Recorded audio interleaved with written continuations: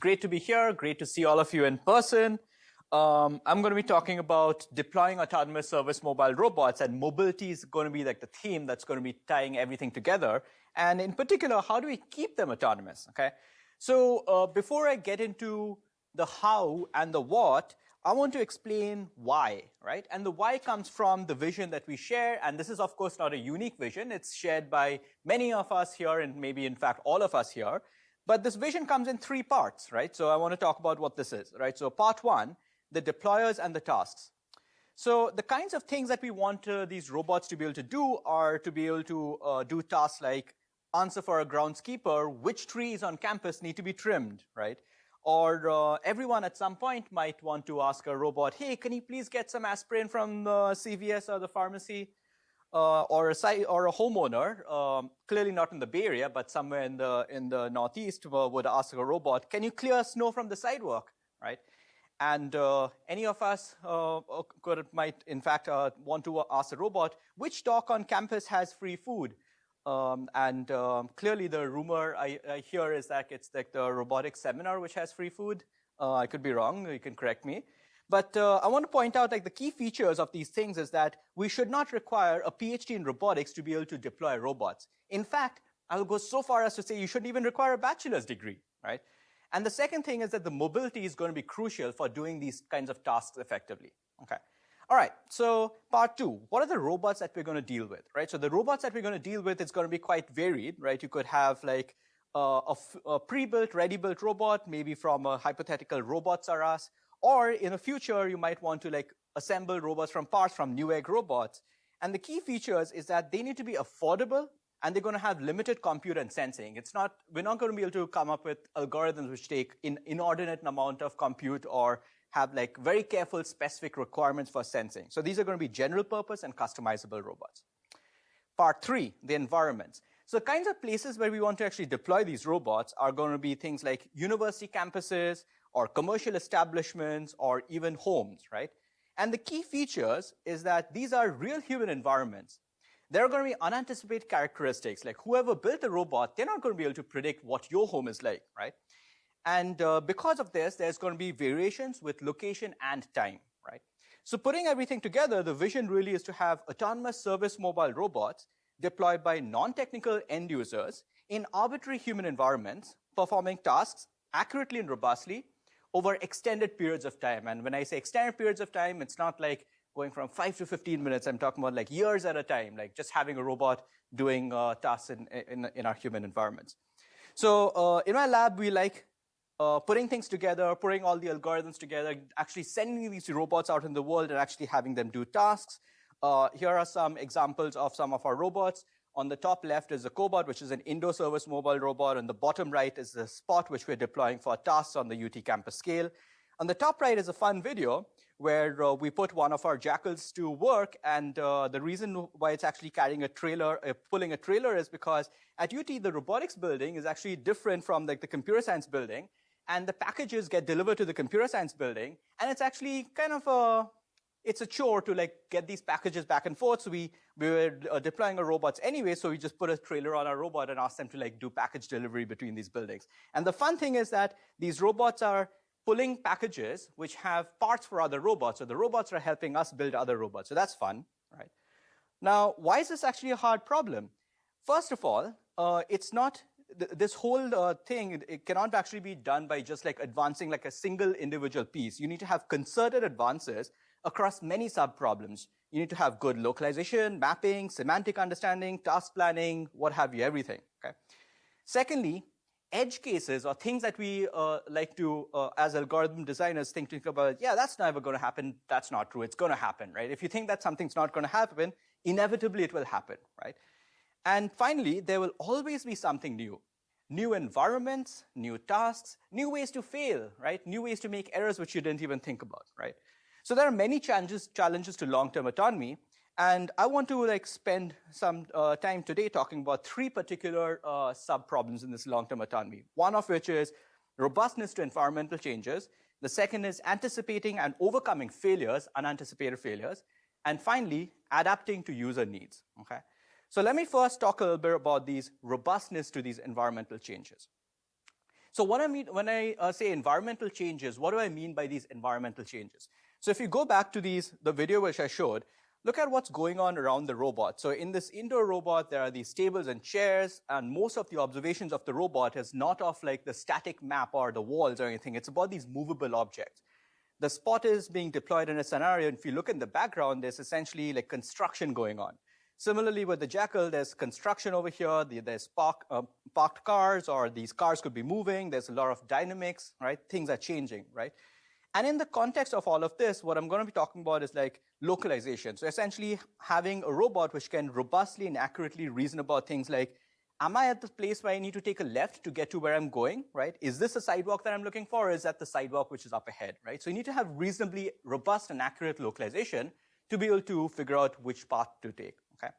So there are at least two canonical solutions for dealing with this problem of changes, right? And they don't, and I'm going to talk about like the two simplest solutions might not necessarily actually work, right? So first of all, you could say, you know, there's a lot of changes in the world. What if you just ignore those changes? What if you just like ignore the things which you don't know how to deal with, right? This is actually not going to work very well, because in challenging environments, what happens is that let's say you have a robot, you have a static map shown in this red over here, and you have some maximum range of the laser rangefinder of the robot. Most of these observations are actually going to not match the map in the most challenging environments. And if you throw away everything, you have very little to go by, okay? All right, so what else can you do? You can say, well, let's just go out and remap the world when things change, right? But that's also not scalable, because if you think about these environments, these tables and chairs are going to be in different locations roughly every 15 minutes, because there's a new group of students working on a new assignment. For the spot which is being deployed over there, there's construction, and like the construction barrier is going to move roughly off the order of like once a month, because they're making progress during construction. The parked car changes, you know, whenever people park in different locations, and then you have more construction which is changing, right? So you can't really always see that the world has changed and immediately go out and remap everything. That's not going to be a sustainable solution. So what do, right?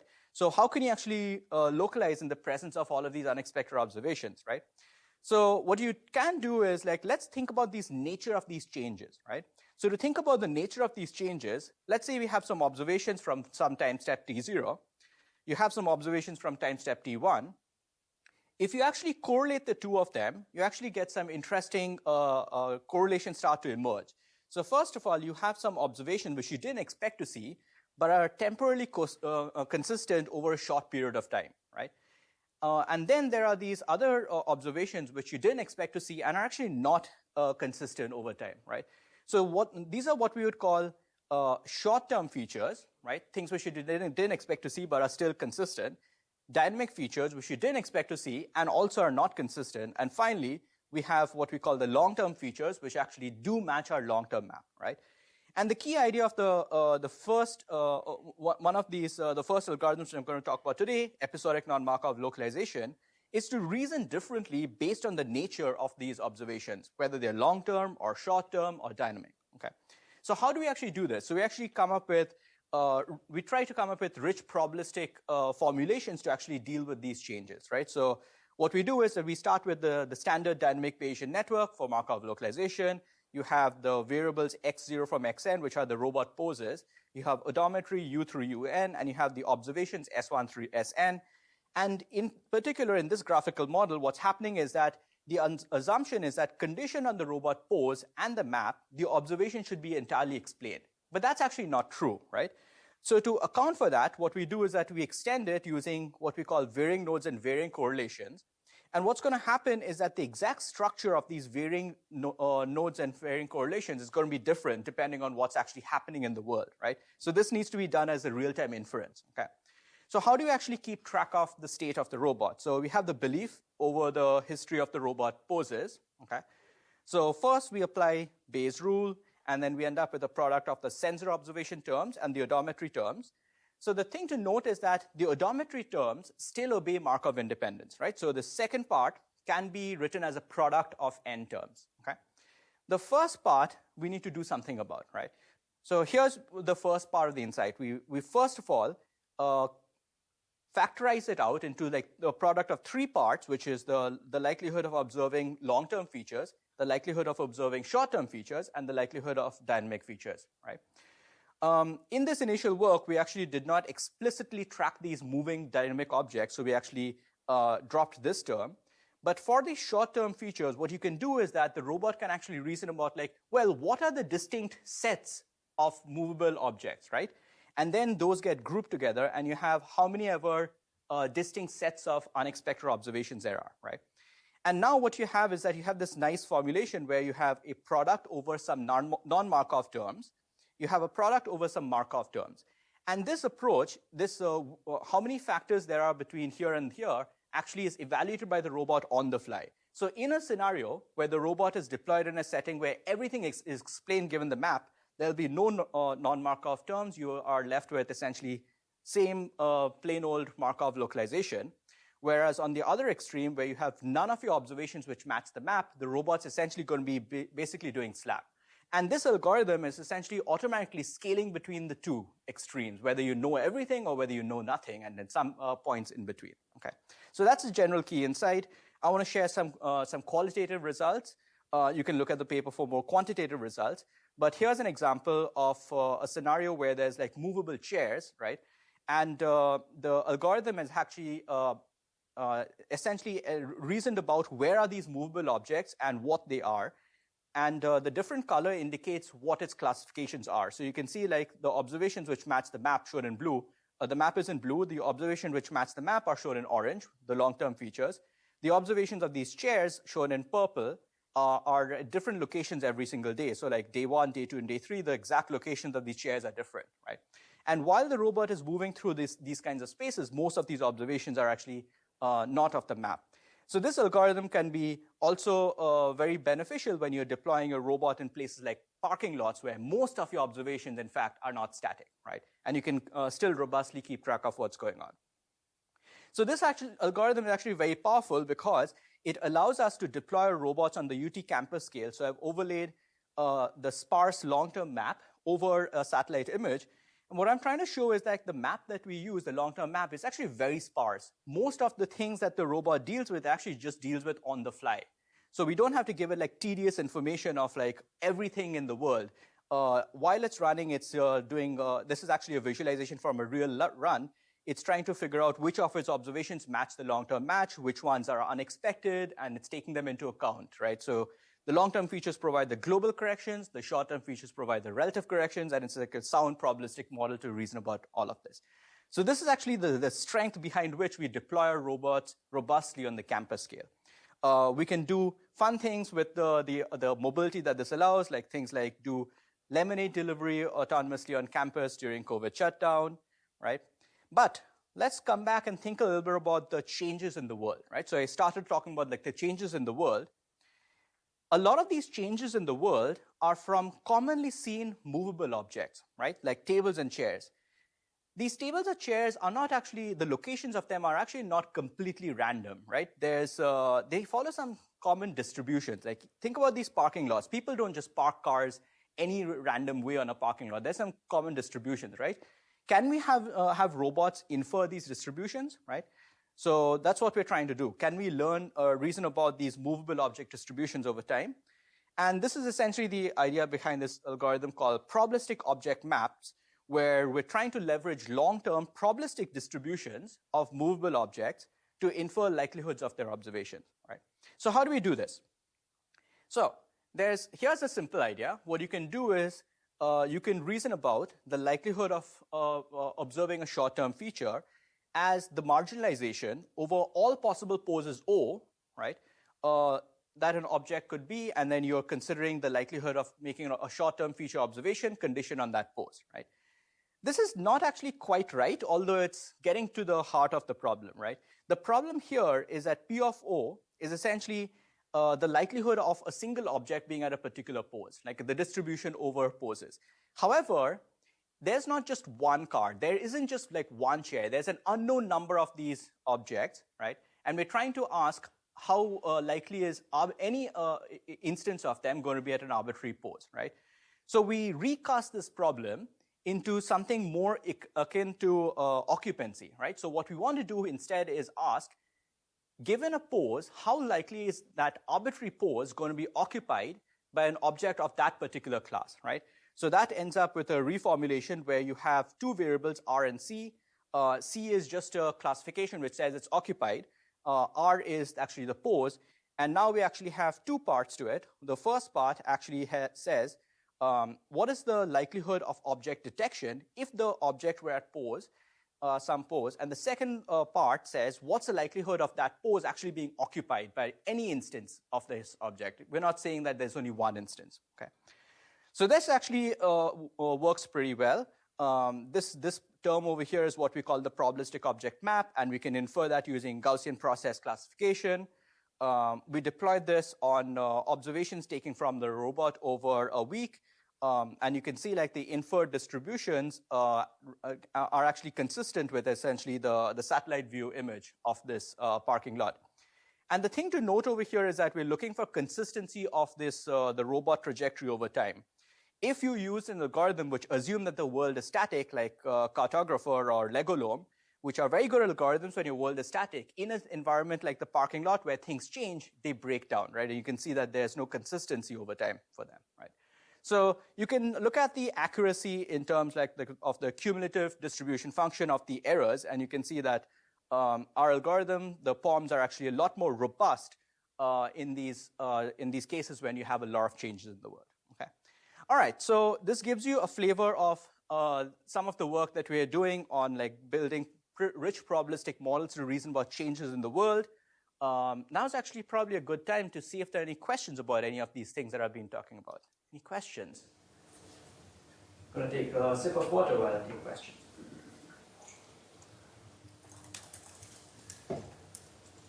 Okay, yes, question? Clarification. If you go back to the previous, one word, so that integral, okay, does this require some assumptions about independent distributions? Like not every object could be anywhere, right? Yes. Like a chair isn't in a parking lot, probably? Yes. So do you have to make some type of assumption? Yes, the assumption that you have to make is that there is no like relations between the occupancies. And we of course know that that's not true, but it's definitely an initial guess. We've thought about things like there's relational relations between them. So for example, a table and a chair are likely to be relative to each other, and the thing will probably move as a set rather than like individually. So that's a good point, right? Yeah, okay. Okay, yes, other question? Yeah, so on the following slide, it seems that ENML is doing quite well comparatively. So what exactly is the distinction between the POM localization and Very good, very good. Okay, so POM localization, interestingly, has no long-term map. The only thing it has is distributions of these movable objects, okay? ENML, the previous algorithm which I spoke about, does have a long-term map. So it actually has a lot more information. So what happens is that you see these cases where it breaks down. The cases where it breaks down is that it's really struggling to actually do joint inference between like these movable and these static objects, right? When it's going between like, when there's a lot of cars and it's going between a row of cars and none of it matches the map, right?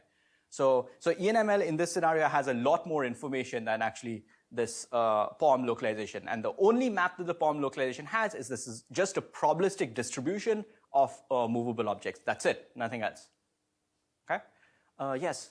How does POM localization do when it encounters things that are very much out of distribution, like someone occupying 4 parking spaces with a single car, for example?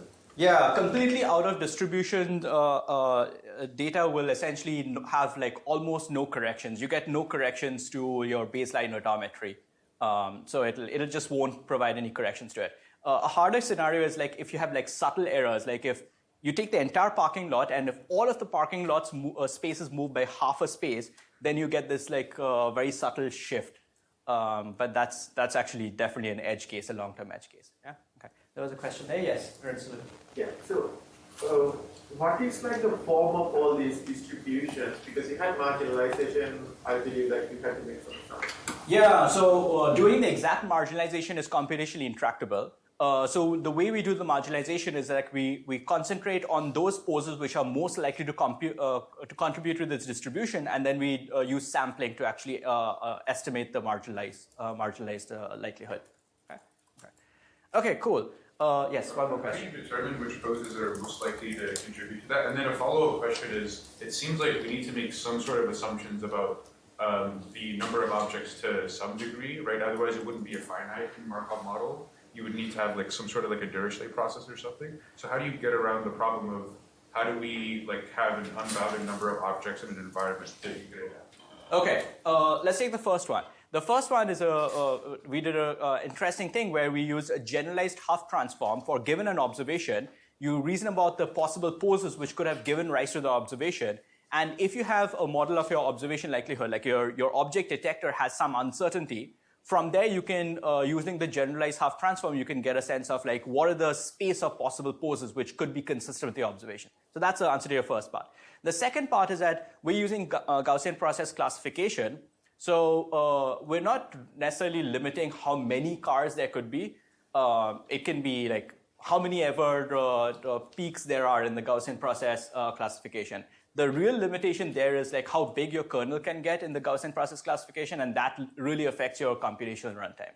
Okay. Right, Yeah. Because, I guess since the kernel is dependent on the points in your training set, doesn't that put a bound on how many points? That's right, it does not. And in inference time, what happens is that the kernel, we don't actually deal with the whole full kernel matrix. What we actually do is that we take like block submatrices of it, and the block submatrices are chosen to be in like the same geometric location, a large window around it. Okay, and the idea there is like the likelihood of this problem for a different, very far away location affecting your observation here at a particular location is actually going to be quite small, right? So you can do some like cutting off. It's similar to limiting like the bandwidth of the influence in your kernel, right? Okay. Okay, cool. Let me come back to additional questions once I've at the end of the talk, but these are excellent questions, right? So the next thing which I want to talk about is essentially anticipating and overcoming failures, right? So when I'm talking about anticipating and overcoming failures, what do I mean by failures? What could possibly go wrong, right? All right, here's a video. Here's a fun video. Oh no, can I pause it somehow? Oops, go back. Sorry. Where's my cursor? All right. Anyway, I'm just going to play the video. What happens is that we deploy the robot in the real world. We didn't stage the scenario. It's just something that the robot came up with. And this is a scenario where the consequence of failure is actually quite high. If it had made the wrong decision and it like accidentally hit the cones, or if it had like fallen over into the mud, like the consequences of failure could be quite high. As a human, if you saw that scenario, you probably wouldn't have taken the narrow opening between like the cones and the mud. You would probably have taken a different path, right? Why are these robots doing these like risky behaviors? The reason why they're doing these risky behaviors is because they're not reasoning about the likelihood of themselves making mistakes. And this is a flaw, a fundamental flaw, right? And the consequences of failure can be quite high if you're deploying your robots in the real world. Here's another scenario where the robot like arbitrarily came up across an actual fire training scene where the fire department had like live fire situations. Like clearly, if you did something wrong, bad things would happen, right? Okay, so I've at least given you a couple of examples from real arbitrary deployments that consequence of failure is high. What are the types of ways in which these robots can fail, right? So here's an example where the robot's trying to drive down the corridor. It's supposed to just go down the corridor. However, okay, you can see my cursor here. So, where is it? Okay, here. The robot's supposed to go straight down this corridor. Clearly, you can see there's nothing there. However, the robot's coming up with a plan shown in green where the robot tries to drive all the way to the right and then hug the wall and then come back to the middle. What do you think is going on? Why is this robot coming up with this crazy plan and just not just going straight down the hallway? What do you think is going wrong? Reflection. Yeah, the reflections. Okay, so reflections in the ground. Robot sees reflections in the ground and thinks, oh, wait, there's a hole in the ground. Got to avoid the hole, right? What's happening? So this particular algorithm has clearly made some assumptions that the world has Lambertian surfaces. There are no specular reflections. Of course, this assumption is not true. And these assumptions, when they're violated, bad things happen. You can say that I have a better algorithm which doesn't make this assumption, and I will say that no matter what, your algorithm has some assumptions, and eventually these assumptions are going to be violated, which will going to lead to failures. Okay, so what we instead started doing is that we started thinking about failures in a different context, which is like given an arbitrary perception function, right? can you actually come up with a higher order function which, when applied to this perception function, predicts which parts of its sensed data is likely to produce erroneous results? And this is what we call introspective perception. Okay. So there's at least two ways of actually doing this without label training data or like human label training data. The simplest of which is actually to use supervisory sensing. And what we do here is that, let's say your robot has stereo cameras and you have occasionally available sensors like the Kinect, which only works in indoor environments. Okay. When it's available, you can do perception and planning using both the Kinect and using stereo vision. And you can, and when you trust the Kinect, you can actually compare the two plans and understand when the plans are valid or when they're divergent. Okay. Now, here's the interesting thing. You can actually, when you're doing this processing from stereo vision, you can actually also ask the vision stack for which parts of the images were processed to come up with this plan. And then when the plans start diverging, you can penalize that part of the image which led to the plans diverging. And that leads to the robot collecting this data of reliable versus unreliable patches. Now, using that, you can train this introspective perception model. And at runtime, you can actually come up with estimates of what is the likelihood of your output of your plan being conditioned on things which are erroneous, right? So this allows the robot to actually learn to predict autonomously things like these false positives. Like by false positives, what I mean is that the robot thinks that there's an obstacle there, but there actually isn't an obstacle there. The introspective perception can also predict what are the true positives, which are like the walls, the true negatives where there is indeed free space and so on, right? What's also cool is that so the introspective perception is a deep neural network. You can take like the second to last layer, and if you think of them as embeddings, if you cluster them, with these failing samples, you can actually look at how many distinct clusters there are. And what's interesting is that for this particular algorithm, we were able to discover two clusters, one of which we knew about, which are these reflections. And then there are these other clusters which actually interestingly had abrupt surface transitions between two surfaces at a corner, but there was like very little texture at them, right? And that was leading to failures. So that's kind of interesting, okay? All right, so this is one way of failing, and this is one way of how you identify failures. What are different ways of failing, right? So here's a video. I'm going to pause this video of OrbSlam running with a visual stream running on this robot. What this algorithm is doing is it's trying to build a sparse map in terms of landmark locations, these feature points, and also estimate the robot's location over time, right? The disclaimer is that this is actually, under nominal cases, OrbSlam is actually a very good algorithm. It can actually produce very accurate results. But this is actually not a nominal case, okay? Can anyone guess as to what's going to happen here based on what you're seeing on this image? Yes?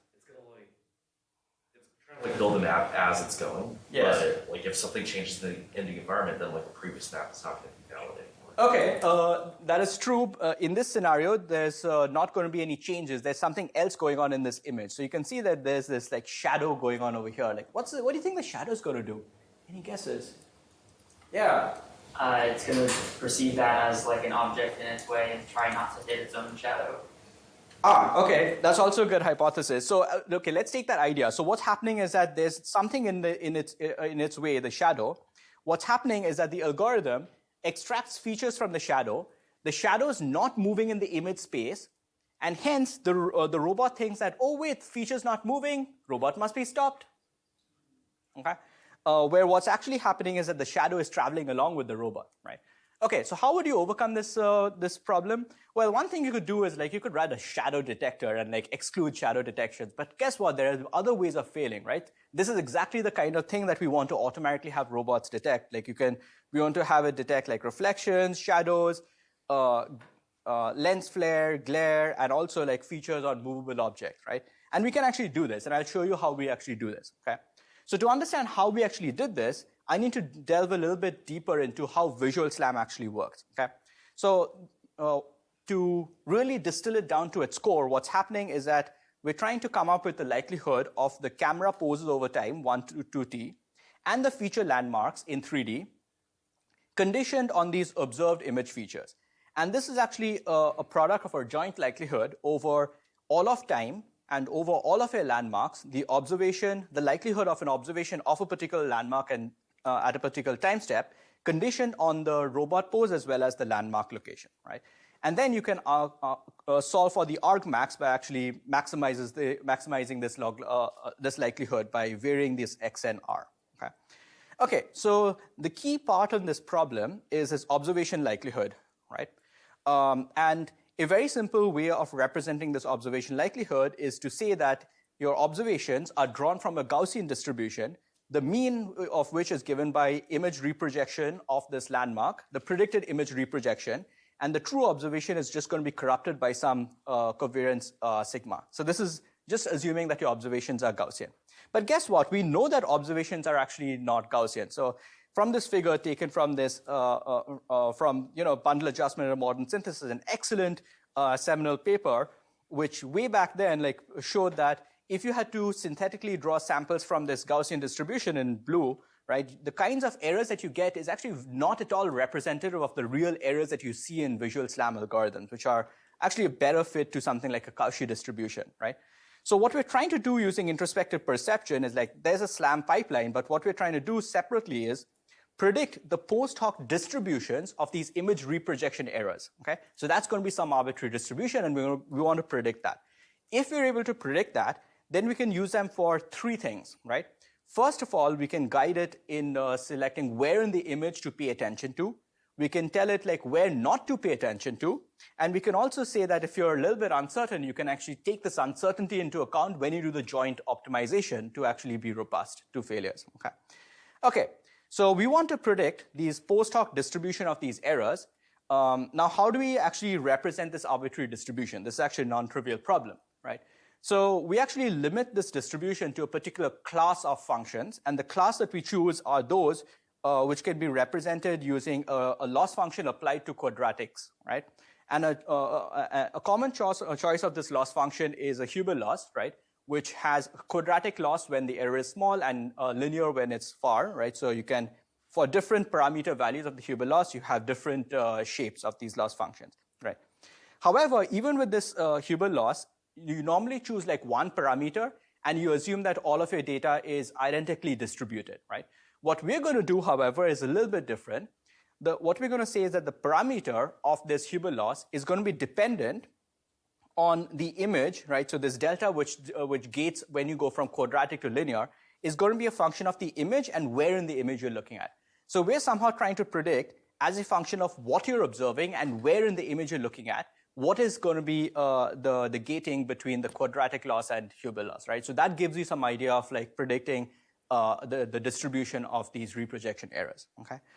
Right, so you can put everything together. So you have the stack of images, you run this through your introspection function, it gives you this value delta, which is then used for feature extraction and tracking, and also for this bundle adjustment. So let me show you what happens between IV-SLAM and ORB-SLAM, right?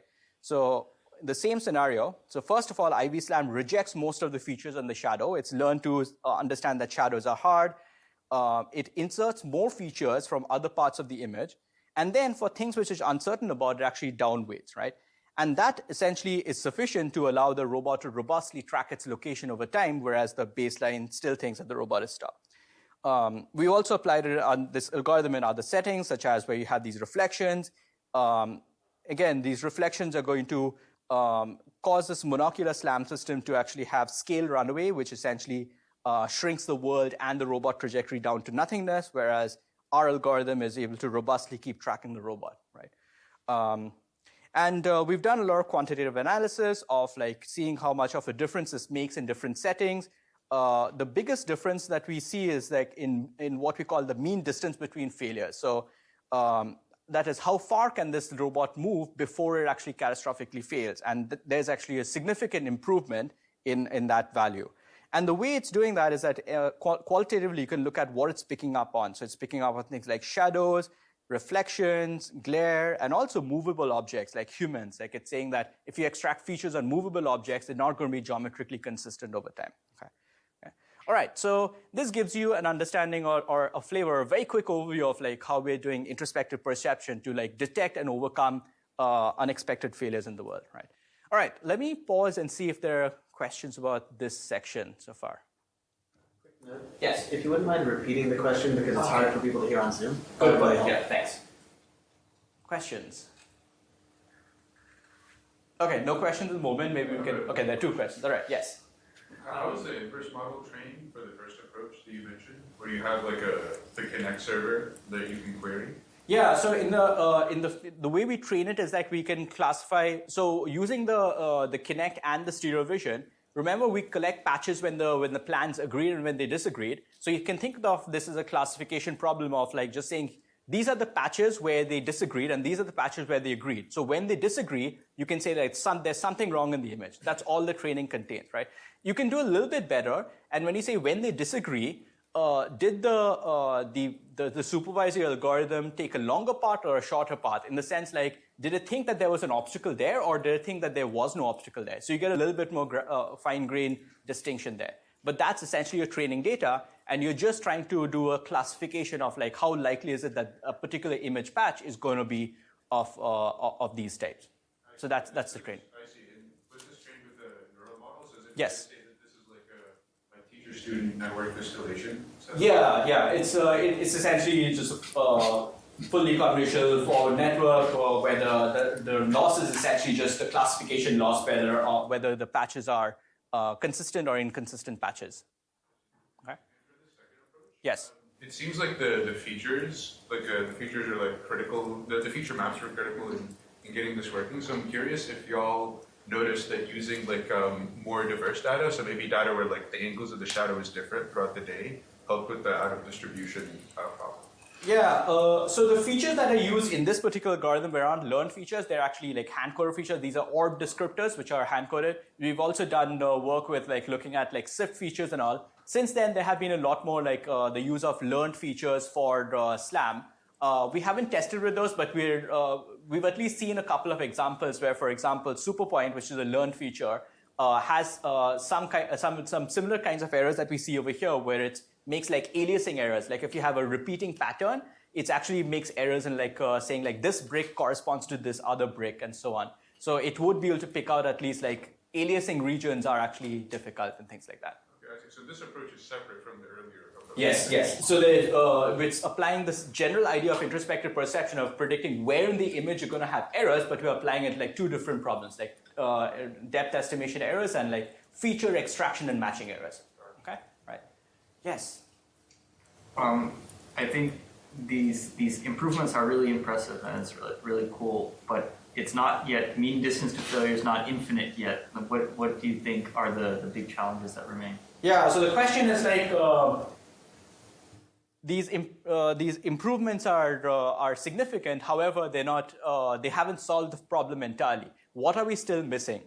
Okay, so there are a couple of things to note. One is that the training signal for this IV SLAM is actually quite weak, right? So since these features are sparse features, when we're trying to predict these post optimization reprojection errors, we have only very sparse training information, right? And if we had a lot more information, we might be able to do a better job of this prediction.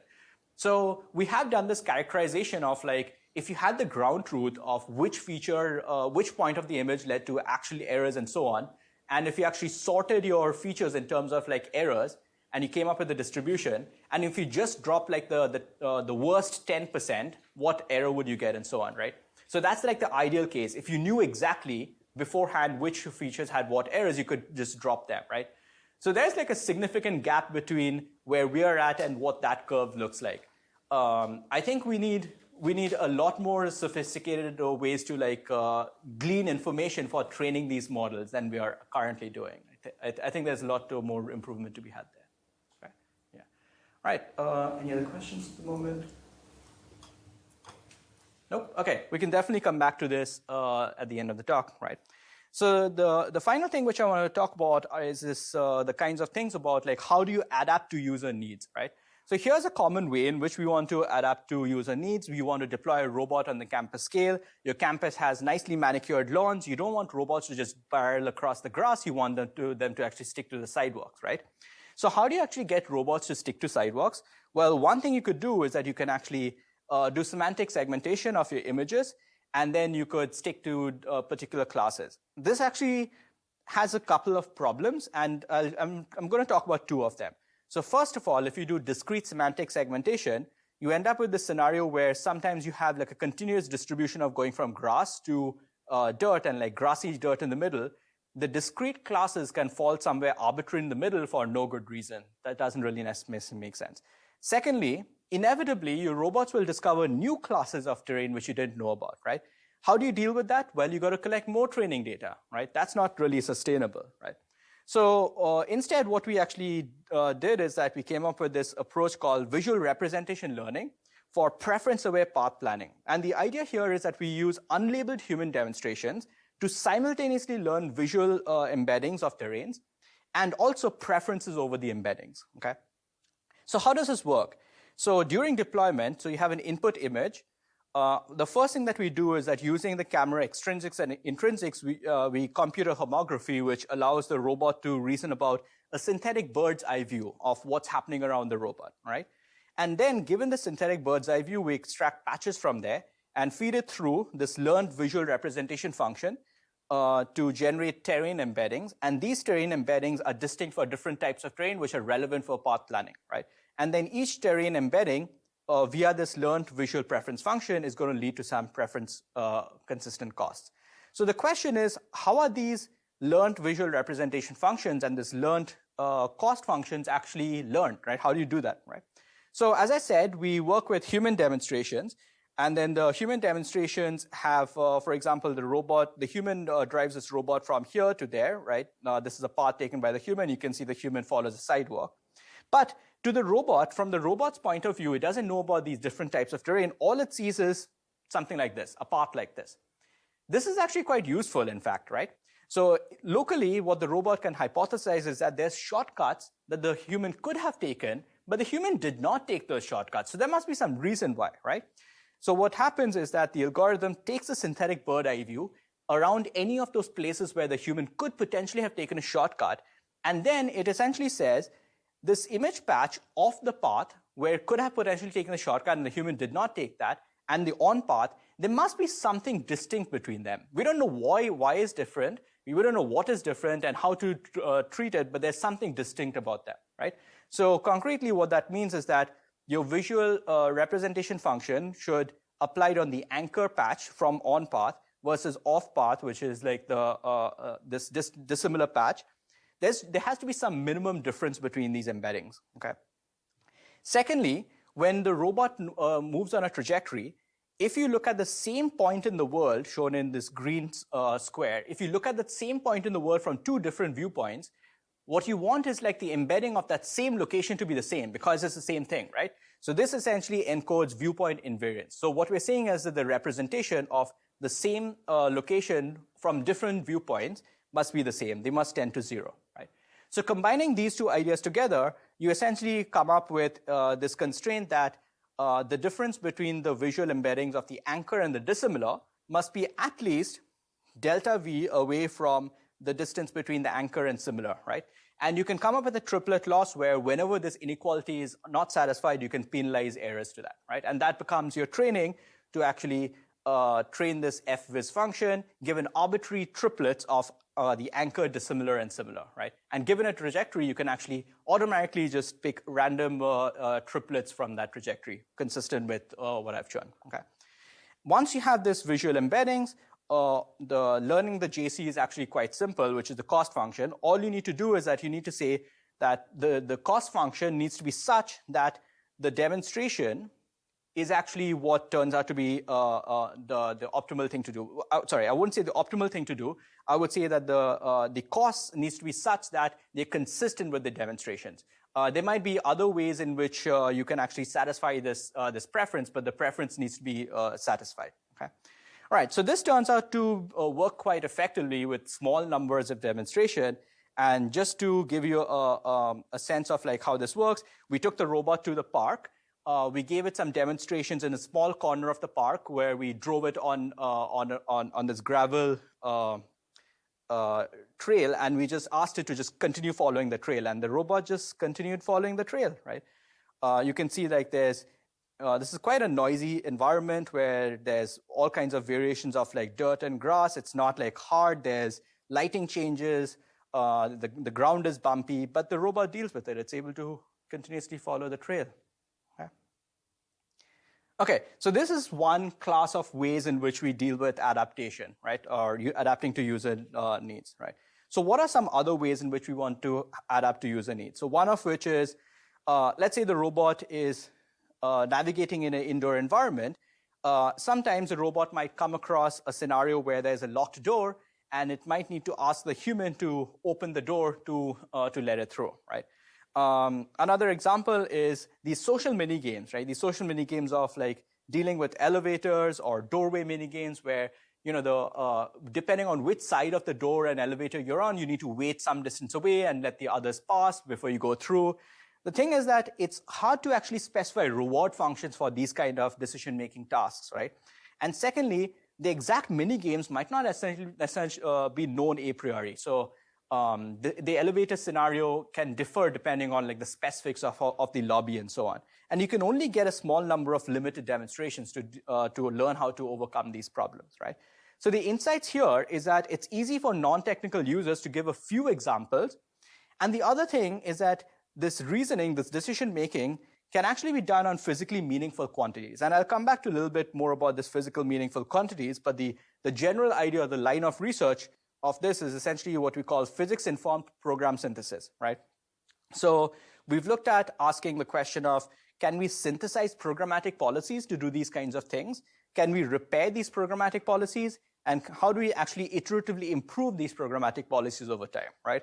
So to put everything together, what we're after is programmatic policies to perform decision-making using physically meaningful quantities, and we'll actually use SMT solver-aided synthesis and repair to pull this off, okay? So concretely, what we're doing is that we're after a policy pi, right, which maps from some states and some previous actions to a next action. The state is going to be continuous. It's an outer product of things like the Rn times SE2, like the pose of the robot, times other things, right? And these are all physically sound things. For the example, positions and velocities of humans, states of nearby objects, and so on, right? And these actions are going to be discrete low-level skills to follow, okay? So the way we do this is inspired by this line of work on programming by demonstration or programming by example, the most popular of which was actually essentially flash fill, where if you enter like 2 columns of data in an Excel spreadsheet and you enter like only part of the solution on like one of the cells, it comes up with a candidate of a formula which predicts like what the relations are. So this is really under the hood, synthesizing a symbolic formula which relates the two of them, right? And this approach has been done in other domains like web scraping done by Sarah Chasins, right? So to pull this off, what we actually need is a language to do the symbolic synthesis in, right? And this language for robot action selection policies needs to be both expressive enough to represent a rich variety of these adaptable decision-making problems, right? While being constrained enough, small enough, such that we can actually generate these programs, right? So how do we do this? So first of all, one insight that we have is that these action selection policies actually have an innate structure to them, right? You can think about like what are the transitions that the policies make, right? So maybe in the previous time step, there was a skill called go to. In the next skill, this is from robot soccer, you're transitioning into kick. And you can like compartmentalize your program into these potential transitions, right? The second thing to note is that each of these input variables, like the location of the robot and the location of the ball, has physical dimensions, right? And these mathematical operators, they're not just like blindly doing math. They're essentially coming up with physically meaningful quantities and physically meaningful expressions, right? So that's going to be important, right? So putting all of this together, the language for robot ASPs that we came up with essentially has a layered structure for these policies at the high level. They use predicates, which are going to be essentially comparisons over expressions and parameters and like compositions thereof. And these expressions are going to include things like compositions with unary and binary operators and so on, right? Okay, so how do we actually use these? I was talking about physically informed dimensions, like how does that actually work? So this language has a type system, which is actually very flexible, and the type system encodes the dimensions in terms of like the exponents of length, time, and mass. So for example, if you have a quantity v1 which has exponent 1, 0, 0, this is actually a length, right? And something which has an exponent 1, minus 1, 0, so length raised to time raised to minus 1 is speed, right? a vector of that would be a vector velocity. What does this give us? What this gives us is that now you can take all of your mathematical operators and you can annotate like what are the type constraints that you have. So for example, when you're doing additions, the inputs must be both of the same dimensions. You can't add a length to a velocity. That doesn't make sense, right? And if you add two quantities, you end up with an output of the same dimension, right? So internally, what's happening is that when you're synthesizing new expressions, you're synthesizing new quantities, physical quantities in the space of quantities, right? So that's what's going on, right? So something you can do is that the roboticist can actually say that in this domain, you can limit the space of what expressions are useful for doing this decision making. So you can do say things like, maybe you don't care about the time derivative greater than -2 because acceleration is sufficient. You don't need jerk or something, okay? So to put everything together, what we're going to do is that we have this algorithm called layered dimension informed program synthesis, LDIPS, which does enumerative search using these dimension constraints on these operators and constraints on physical quantities to actually limit the search, okay? All right, so what are the demonstrations to this input? So on the left is shows you the GUI that we use for giving demonstrations for robot soccer. So there's a simulator running, and at the bottom, like the human can choose what low-level skill to execute at any given time step and can hit run. The robot starts executing, and then the human can go back and forth and tell the robot like it should be doing different skills. On the right is a different GUI that we use for giving demonstrations for how to do social navigation, and the human can tell the robot what low-level skills to be choosing. Okay. So the end of this demonstration, what you have is like you have a sequence of tuples which says that during the demonstrations, what was the previous action that you were doing? What was the state of the world in terms of all of the real quantities, and what is the next action chosen?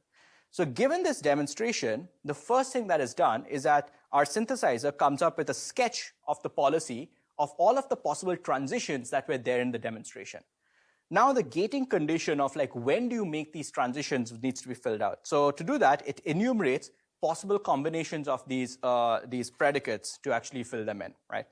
And in these predicates, it synthesizes these expressions, keeping in mind limiting the scope of like the physically sound expressions that I was talking about. And finally, the parameters are filled in using SAT modular theory. So essentially, all it's doing is that it's saying that can you find parameter values such that the result of running the program is equal to the demonstration, right? And if you do this, you end up with the full the solution. So you have these demonstrations where you start off with a sketch. The sketch gives you some holes where you need to fill in these expression unknowns, and now you have parameter unknowns, and then you end up with the best fit set of parameters. And at the end of the day, you either have a satisfiability score, like how much of the demonstration you satisfied with respect to the demonstration. So just to give you a sense of what these policies look like, here's a robot soccer policy, which is just trying to like intercept a ball and score on the goal continuously. So it's actually quite effective, you can see. In a different domain for social navigation, so the blue box is a robot. Given two different sets of demonstrations, the synthesizer can learn policies of different characteristics. So the policy on the upper set is given demonstrations of how to be socially compliant, whereas the one below is more aggressive, and the robot actually picks up on that, right? So how effective are these policies? These synthesized policies are actually quite effective. So compared to a reference policy, our approach actually has comparable performance success rates. So 89% for the reference in attacker, whereas LDIPS has 87%. It outperforms an LSTM-based approach to doing the same policy. And interestingly, it actually outperforms a dimension-unaware synthesizer as well. So what else can this approach of like symbolic program synthesis give you? So the next thing that it gives you is data efficiency. In particular, the number of time steps that you need for corrections is extremely small. So it takes about 750 time steps, which is roughly 15 minutes of demonstration, to generate a policy which is 87% accurate compared to many orders of magnitude more time steps that you actually need to synthesize LSTMs, right? Okay, so you've synthesized a policy. Let's say you did that in simulation, and you want to transfer it to the real world. So, of course, when you transfer a policy to the real world, things that don't work quite so well, the robot is able to like intercept the ball, but it's not scoring or shooting for some reason. So what do? All right. So the interesting thing is that if you have a symbolic policy, you can actually provide corrections, can correct these policies with small numbers of demonstration. The way this is done is that you have some corrections, which is a log of what were the inputs and when were the corrections provided. And then using some automated analysis, the symbolic policy can be used to construct SAT formulae, where essentially the SAT formula is saying, can you come up with adjustments delta such that the result of running the program at the time of the correction is equal to the correction, right? And if you've solved the SAT formula, you found the correction, right? This actually works quite well. In the same failing case which I showed before, you're actually able to correct for the behaviors that you've seen before. You can also expand to unexpected scenarios. So I told you about the robot needing to wait for the door to be open.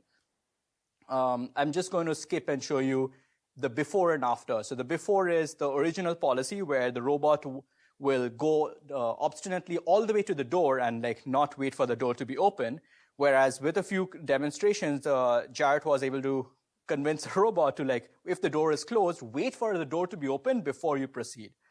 So in the first scenario, the robot doesn't hit the door. It just goes very close and prevents a human from opening the door for it. Okay.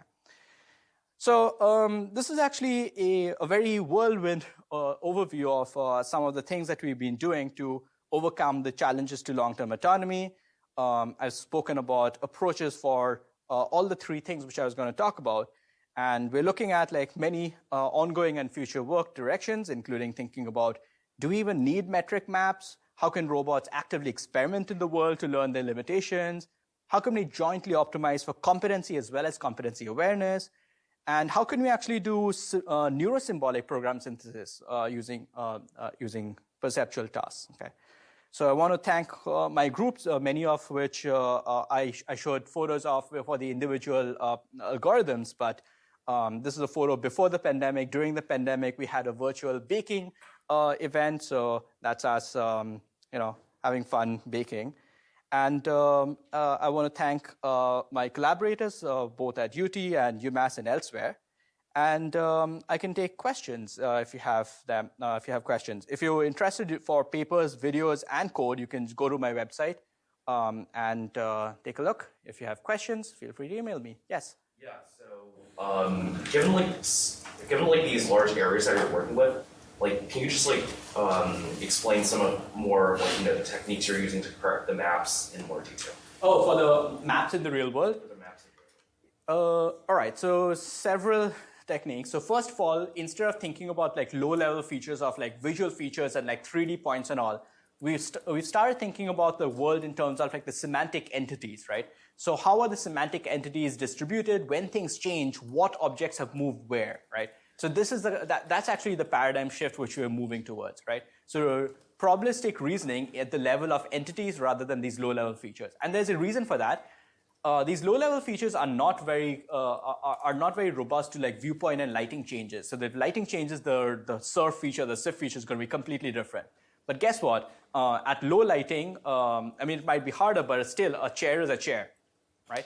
So it makes sense to think about the world in terms of semantic entities. So this is actually the key insight that we're bringing to how do you reason about at scale of the world.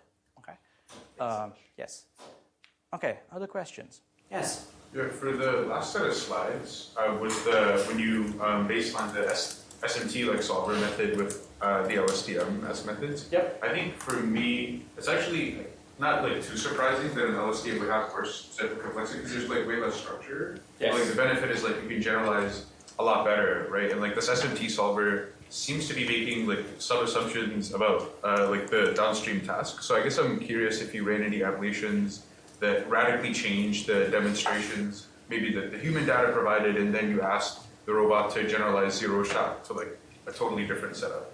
Yeah, so the question is what in the LSTM setting, the LSTM does not have the benefit of things like the dimension analysis and is missing the context with the SMT solver and the synthesizer is able to pick up on. And the question is have we done ablation studies to see how well these things generalize? We did some of this, and we actually came up with a social navigation gym environment where we did extensive evaluation of both classical machine learning, deep learning based approaches for learning these policies, as well as symbolic and neurosymbolic approaches to them. And one way in which we looked at transfer is we trained them to do social navigation particular different types of building floor plans and tested them on a new set of building floor plans. It turns out that the symbolic approaches are actually very good at generalizing, there's like different gradations of like how well these learned approaches generalize depending on whether they're doing directly behavior cloning, which is not so good, versus if you're doing inverse reinforcement learning, which does slightly better. But yeah, we have done some amount of that. I can point you to like the quantitative results of that.